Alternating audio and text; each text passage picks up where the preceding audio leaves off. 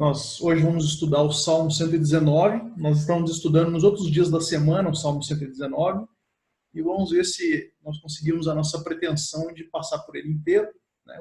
O capítulo mais longo da Bíblia, né? A seção de versículos mais longa da Bíblia.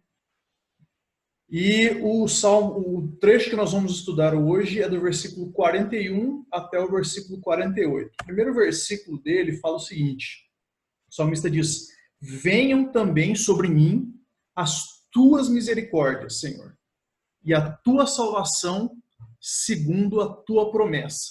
Tá? Então esse é o primeiro versículo que nós vamos estudar desse trecho do Salmo 119.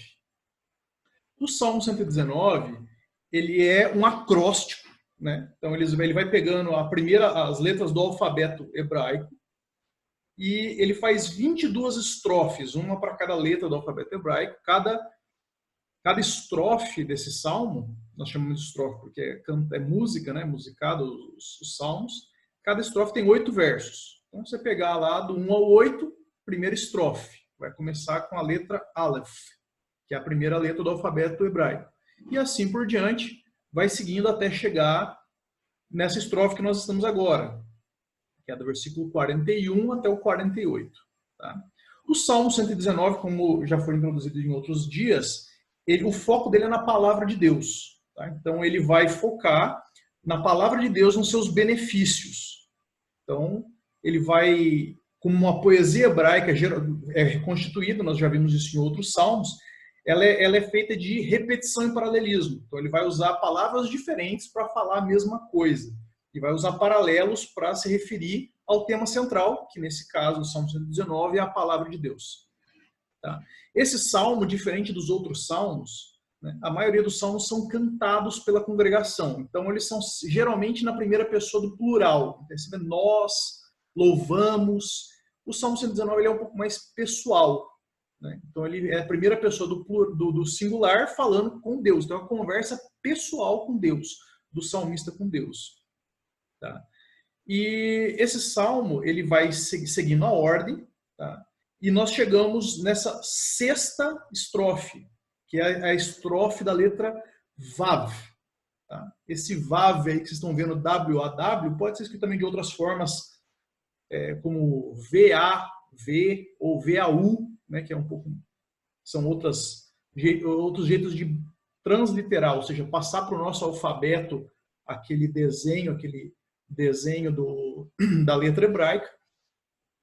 E cada letra do alfabeto hebraico equivale a um número.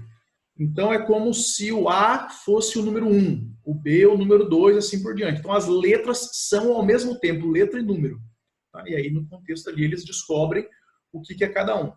Com o passar do tempo, eles passaram a fazer uma marquinha no canto da letra para identificar que ali ela está significando um número e não a letra isolada. Tá? Esse Vav, que é a letra que nós vamos usar hoje, o principal uso dela é para fazer a partícula de adição. Então, aquele fez isso e fez aquilo outro, geralmente usa a letra Vav. Tá? Então, no verso que nós temos aqui na nossa estrofe, ele começa com o pedido do salmista: venham também sobre mim as tuas misericórdias, né, o amor do Senhor, e a tua salvação. Então o salmista ele faz 2 pedidos aqui. E lembrando que cada verso aqui começa com a letra Vav. Né? Então, na primeira estrofe, todos começam com a letra Aleph, todos começam com a letra Bet no segundo, e assim por diante, até que chega no sexto, todos começam com a letra Vav. Então, a maioria dos nossos versos começam com uma partícula de adição. Tá? A gente vai ver isso aqui ao longo do texto. E aqui começa com esse venham, que também é a palavra que começa com a letra Vav, no hebraico original. Tá?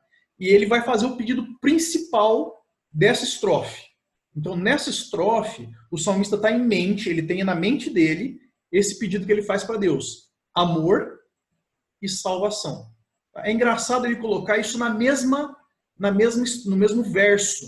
Geralmente ele discursa sobre o amor e depois ele discursa sobre salvação. Né? Mas da forma como ele coloca, dá para entender o que eles entendem por salvação. Por amor, quer dizer.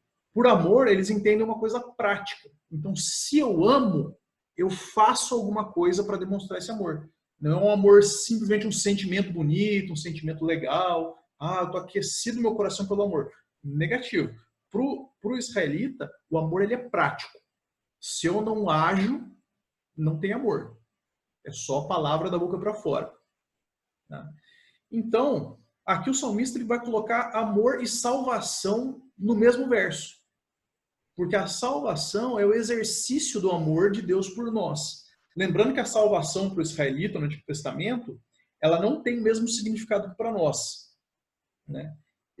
A salvação no Antigo Testamento é das situações do dia a dia, eles não compreendem esse grande projeto de Deus, que é o projeto da redenção, é o plano da redenção.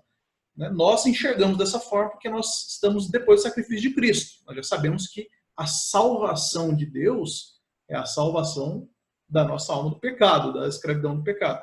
Mas o salmista ele enxerga muitas vezes isso de modo imediato na vida dele. Ali. Como que funciona a salvação na minha vida? É Deus livrando do vale da sombra da morte, é Deus livrando dos inimigos, preparando uma mesa na mesa dos meus adversários, e assim por diante. Tem várias figuras dessa salvação. Então o salmista, durante todos os versos desse salmo, e nós temos que manter isso em mente quando nós estivermos estudando os outros versículos, exatamente isso. Amor e salvação. Esse é o tema central do nosso verso. E como o tema central do Salmo 119 é a palavra de Deus, você pode observar que o salmista ele entende o amor e a salvação segundo a tua promessa. Então, segundo a palavra de Deus. Promessa é um dos substantivos que o salmista vai usar ou das expressões que o salmista vai usar para falar da palavra de Deus. Então, a confiança no Senhor, no seu amor e na sua salvação está intrinsecamente fincada na Escritura. Ele sabe que o que ele compreende de amor e salvação é segundo a palavra de Deus. Não segundo um sentimento, não segundo uma vontade, não segundo o que ele acha que deve ser, mas é o que está escrito. É ele colocar o coração dele cativo à palavra de Deus. Né? E aí ele vai começar a tirar lições desse pedido que ele faz. Ele faz um pedido, venha sobre mim amor e salvação, e o que isso resulta na minha vida? Qual que é a parte prática de eu entender a palavra de Deus e entender que Deus me ama e me salva? Tá? Então no verso 42, ele já vai começar com a primeira implicação dele saber que Deus o ama e Deus o salva. Que é exatamente essa situação de injustiça que parece que segue a gente ao longo da vida, difamação. Ah, ele é crente, mas aquilo, outro. Ele é crente, se acha o santo, mas olha o que ele fez. Então, o que mais tem na história da igreja são pessoas criticando o povo de Deus. Né?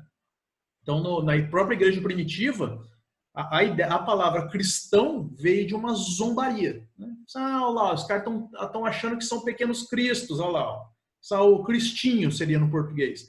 Então, tudo é zombaria. O povo, eles tentam atrapalhar o serviço do povo de Deus através da difamação, através do desânimo. Né? A gente vê isso também na história da construção dos muros de Jerusalém, né? Que os povos ao redor ficavam zombando do povo, tentando tirar a moral do povo. Mas, o que o salmista fala? Eu vou saber responder esse insulto porque eu confio na sabedoria que existe na tua palavra. Então, na palavra de Deus, tem os conselhos de como nós lidamos com isso. De como nós respondemos a esses insultos que surgem contra o povo de Deus. Lembrando que responder não é a mesma coisa que retrucar. Então, esse negócio de eu não levo desavença para casa, isso não existe para o cristão. Porque existe a hora de falar, mas também existe a hora de calar. E muitas vezes saber responder ao insulto é não dar atenção para isso. É não levar isso em conta, não se deixar afetar pelo insulto. Então ele confia na palavra de Deus, que quando mesmo a ciência vem, mesmo os doutores e os mestres vêm e falam, não, isso aqui foi tudo coisa da evolução. Esse pessoal está alienado. acha que esse negócio de Deus, isso aí não existe não. Mesmo nós, ouvindo todas essas coisas, com teorias e coisas e zombarias, nós confiamos na palavra de Deus para a verdade. Então, a nossa fé está alicerçada na palavra de Deus para a nossa vida. É isso que o salmista quer dizer no verso 42. No verso 43, ele fala, Senhor, não afasta essa revelação que o Senhor tem de mim. Deus se revela de maneira especial através da palavra, e o salmista confia nisso. Ele fala, não tira isso de perto de mim. Não deixa que eu coloque isso de lado. Ele ama tanto a palavra de Deus que ele não consegue viver sem ela, porque ele tem esperado nesses juízos, nessa sabedoria da palavra de Deus, é nisso que ele tem confiado. Então, para o salmista, a palavra de Deus tem um valor inestimável. Então, outra consequência de ter o amor e a salvação em mente é saber que onde eu conheço esse amor e salvação é na Bíblia, é nos juízos do Senhor. Mais uma vez, o substantivo da palavra de Deus aqui. E quantas vezes a gente trata a Bíblia assim? Quantas vezes nós tratamos a palavra de Deus? Quantos dias na nossa semana a nossa Bíblia fica fechada e a gente não lê nenhum verso? A gente nem o app da Bíblia abre para ler um versículo. Quantas vezes nós passamos o dia inteiro sem nem lembrar de Deus? Um pastor britânico chamado Spurgeon, ele falou uma vez o seguinte, há tanta poeira nas Bíblias de certas pessoas que é possível escrever com o dedo assim na poeira, condenação. Em inglês é mais fácil, que é menor a palavra, mas a ideia é essa. A Bíblia está empoeirada e não serve para nada para a pessoa. Muito contrário do cristão que tem em mente o amor e a salvação de Deus. Ele sabe que isso está na Bíblia, está nos juízos do Senhor. É lá que ele vai encontrar a santa instrução e vai compreender esse amor e vai compreender essa salvação. Então, esse anseio do salmista por manter continuamente a palavra do Senhor. E no 44 vem a primeira implicação mais prática, uma consequência mais prática. A gente está observando aqui, ó, não tires jamais a palavra da boca, assim observarei. Parece que é consequência, né? Mas a gente tem que lembrar que é tudo adição, porque nós estamos na letra Vav. Então, e eu também observarei continuamente a tua lei. A palavra de Deus, nós falamos que nós amamos a Deus, amamos a palavra de Deus, implica necessariamente em obediência. Se não houver obediência, você não ama. Tá? Então, a obediência, ela não é uma coisa que eu vou fazer a mais. Ela é o próprio exercício do amor. Ele é a própria consolidação do amor. Se eu amo, eu obedeço. Se a gente for um pouquinho mais para frente, lá em João 14,15, esse verso aqui vai ecoar nas palavras próprias de Jesus Cristo. Jesus Cristo fala o que lá em João 14,15? Se vocês me amam, guardarão os meus mandamentos. Guardar aqui no sentido de obedecer. E aqui no finalzinho do verso, o salmista vai colocar 3 palavras, aqui na nossa tradução tem 2 aqui, né? Ele vai colocar continuamente e para todo sempre e sempre. Né? Algumas traduções vão trazer essa linguagem mais prática do texto, e eles vão colocar esse para todo sempre e sempre. Por quê? Porque no hebraico tem 3 palavras aqui. Né? Tem a palavra e o salmista repete 3 vezes, lembrando que isso é uma poesia, é repetição e é paralelismo, porque ele quer mostrar que o amor dele por Deus é tão grande, mas tão grande, que nunca ele quer se afastar de obedecer a palavra do Senhor. Então, tendo em mente o amor e a salvação, eu vou para sempre obedecer a palavra de Deus. É isso que o salmista tem no seu coração aqui, quando ele coloca isso na forma da poesia. No versículo 45, ele vai trazer aqui uma aparente contradição. Parece que tem alguma coisa errada aqui, né? Eu andarei em liberdade, mas tenho que obedecer aos teus preceitos. Ué, mas é liberdade ou não é? Eu não tenho liberdade para fazer o que eu quiser? Como é que eu tenho liberdade, mas sou obrigado a fazer alguma coisa? Então, mas a contradição ela é só aparente, porque a liberdade que o salmista fala é exatamente a liberdade de fazer a vontade de Deus. Quando nós fazemos a vontade de Deus, que isso se dá pela conversão, né? Depois que Deus nos salva, depois que Deus trabalha no nosso coração, aí somos capazes de praticar a palavra de Deus, né? E assim nós nos vemos livres dessa amarra do pecado na nossa vida. O cristão não é mais escravo do pecado. Então, essa liberdade, ela demonstra a liberdade que nós temos em Jesus Cristo, que porque Ele nos salvou, nós podemos ser livres do pecado. Então, a liberdade em buscar os preceitos, buscar a palavra de Deus, estão intimamente ligados. Não existe liberdade sem obediência a Deus. Porque se eu não obedeço a Deus, eu estou pecando. Portanto, eu sou escravo do pecado. Tá? Então, a liberdade plena também é uma dessas adições que ele vai fazer de eu ter em mente que Deus me salvou. Deus me amou a tal ponto que me salvou. Então agora eu estou livre para buscar os preceitos de Deus. A minha mente não é mais escrava do pecado, escrava daqueles desejos imorais, escrava de toda a consequência de ter o pecado na nossa vida. Mas agora, o salvo por Deus, através de Jesus Cristo, pode sim buscar os preceitos do Senhor. E outra coisa que ele vai fazer, terem visto o amor e a salvação, é falar dos teus testemunhos. Aqui mais uma palavra que se refere à palavra de Deus, à lei do Senhor. Então, o salmista ele fala assim que eu amo tanto a palavra do Senhor que eu tenho que falar disso. Eu não consigo ficar calado, eu não consigo guardar para mim. Já viu aquela pessoa que começa uma atividade nova? Né? Ou aquele garoto que começa a jogar um videogame e de repente ele só sabe falar daquilo. Nossa, você viu e ele passou tal fase, não sei o quê. Ou aquela pessoa que começou uma dieta nova, uma novidade de alimentação, ela tem que falar daquilo. Nossa, ó, o certo aqui, eu vou te falar, ó, tá dando isso aqui, você não pode comer isso, tem que fazer aquilo. E chega, até às vezes, a ponto é chato, né? Você não quer nem falar de comida, a pessoa tá lá insistindo naquele assunto. Aquela pessoa que vai pra academia, começa um curso novo, olha, agora o negócio é o dancing fight, que a gente imagina uma luta e de repente... E a pessoa não para de falar daquilo. Chega uma hora que ninguém aguenta mais. Por quê? Porque ela ama aquilo, ela está empolgada com aquilo. Quantas vezes nós fazemos a mesma coisa com os testemunhos do Senhor? Quantas vezes a gente, de empolgado que está com a palavra de Deus, compartilha ou fala para os outros desses testemunhos? Essa é a mentalidade daqui do salmista. Aí a gente começa com as desculpas, né? Não, mas eu não sei falar direito, eu não tenho tanto conhecimento assim. Amigo, fala do jeito que dá. Fala do que você sabe já.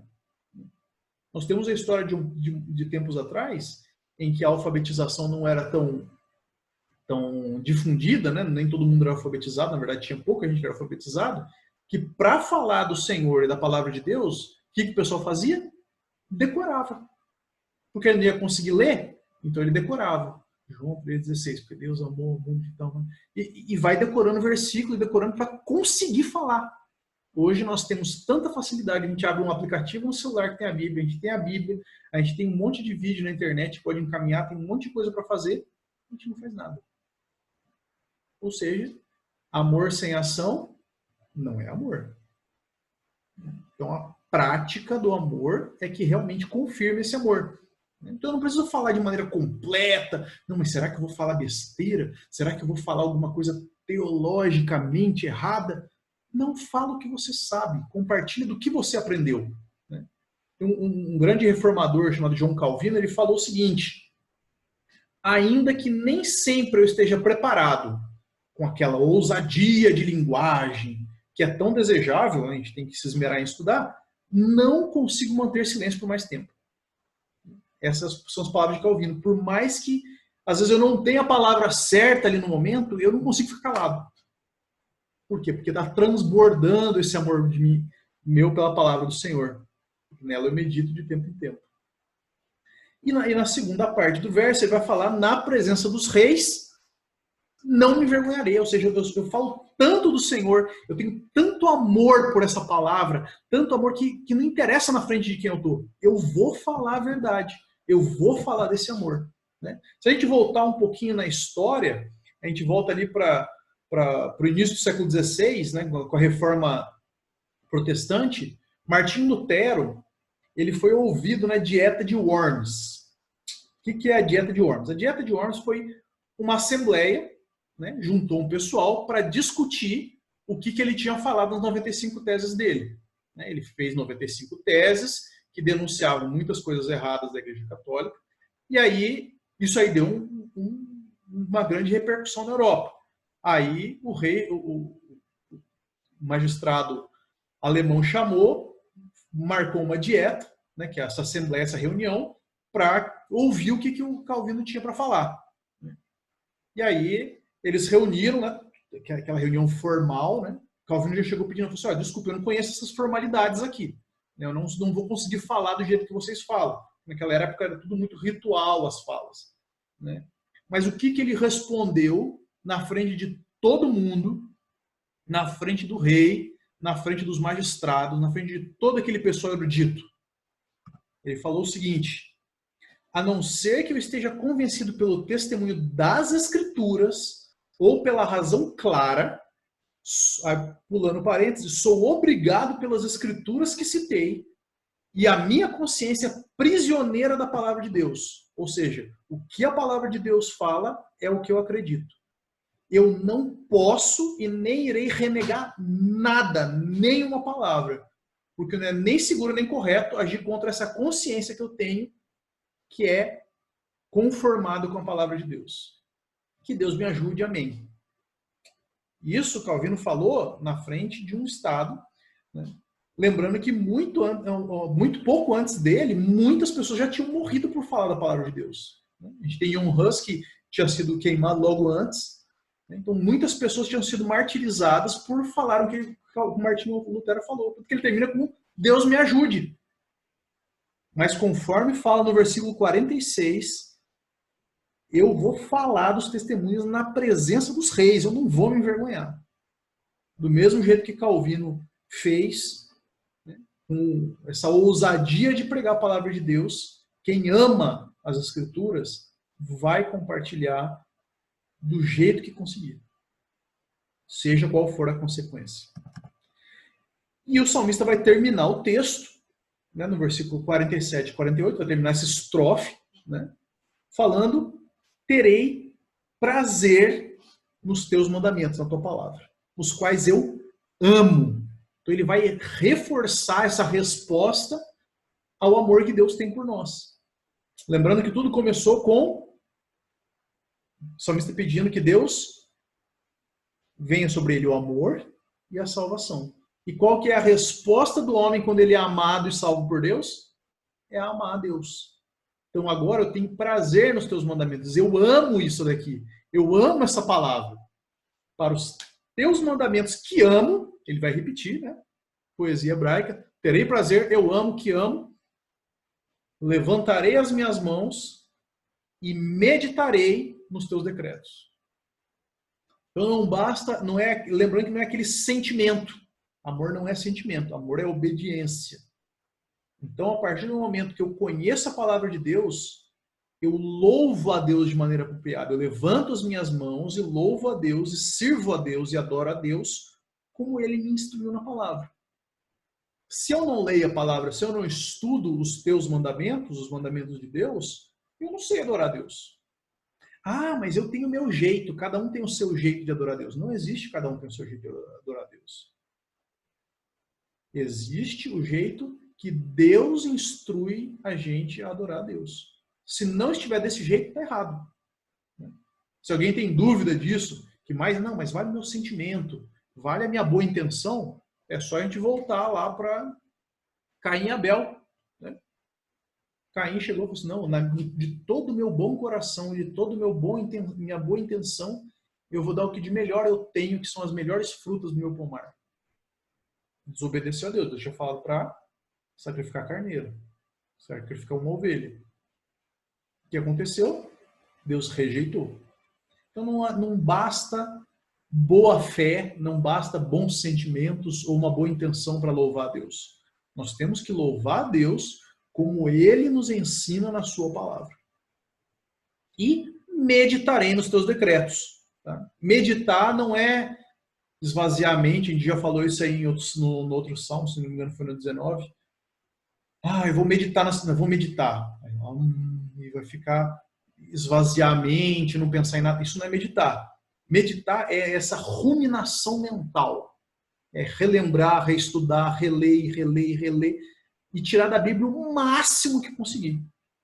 É igual o bovino, né? A vaca está lá no pasto, ela masca um pouco de grama e ela vai ficar ali, ó. Mastiga, mastiga, mastiga, engole, volta, mastiga, mastiga, mastiga, engole, volta, mastiga, até ficar completamente digerido, até eu entender completamente. Quando eu não tiver mais dúvida, é porque eu meditei corretamente. Então, eu vou meditar nos teus decretos. É exatamente essa doutrina que surge de estudar a palavra de Deus que eu tenho que estudar, que eu tenho que conhecer, que eu tenho que me submeter, que eu tenho que meditar, para que nós conheçamos o Deus a quem nós servimos. Para isso que serve essa palavra de amor. Tá? Então, o que nós fazemos com esse conhecimento? O conhecimento é bacana, legal, vou amar a Deus. Amar é prática. Então, como é que a nossa prática deve ser? Nós devemos amar a Deus, amar a palavra de Deus e a sua salvação. Lembrando que ele podia ter falado só amar a Deus no texto. Mas ele falou amar a palavra de Deus, que é como Deus se revela a nós. Então, se eu amo a palavra de Deus e a salvação que Deus nos deu em Cristo Jesus, o que eu faço? Eu devo obedecer todos os preceitos bíblicos. Eu devo obedecer a palavra de Deus. O que Jesus falou? Se vocês me amam, vocês obedecem, vocês guardam os meus mandamentos. Então, nós devemos obedecer a palavra de Deus. Mas isso daqui eu não concordo muito. Isso daqui eu tenho uma visão diferente. Eu tenho um professor que me ensinou um negócio muito bacana, que não é bem conforme a palavra de Deus. Eu acho que nesse negócio eu não vou obedecer. Não, é obedecer todos os preceitos bíblicos. O cristão, ele não negocia a palavra de Deus com seja lá qual tipo for de filosofia que possa existir. Devemos falar da palavra de Deus para todos, sem intimidação, sem medo, sem ressalvas, sem medo de perder a amizade, sem medo da pessoa virar a cara para a gente e sem nenhuma vergonha da palavra de Deus. Porque nós não podemos ter vergonha do Evangelho. Porque Cristo morreu na cruz, humilhado, na frente de um morro, em cima de um morro, com todo mundo olhando e caçoando dele por amor a nós. E nós não temos coragem, ficamos com vergonhinha de compartilhar a palavra de Deus com o nosso colega que está do lado. Então nós não podemos ter vergonha do Evangelho. E nós devemos meditar na palavra de Deus todo o tempo. Nós já falamos isso em um estudo passado. Na verdade, acho que a gente conversou sobre isso no estudo do catecismo na igreja. Como que era o ensino judaico? Era o pai ensinando o filho. E como é que era? Sentado no caminho, ao deitar, ao levantar, ao comer. Era o tempo todo. Aproveite o seu tempo livre para meditar na palavra de Deus, para aprender da palavra de Deus. Coloque o seu coração submisso à palavra de Deus o tempo todo. Medite, aproveite, curta a palavra de Deus. Bem devagar, com toda paciência. Isso é o que está no coração do salmista e isso é o que deve estar no nosso coração quando nós tratamos com a palavra de Deus.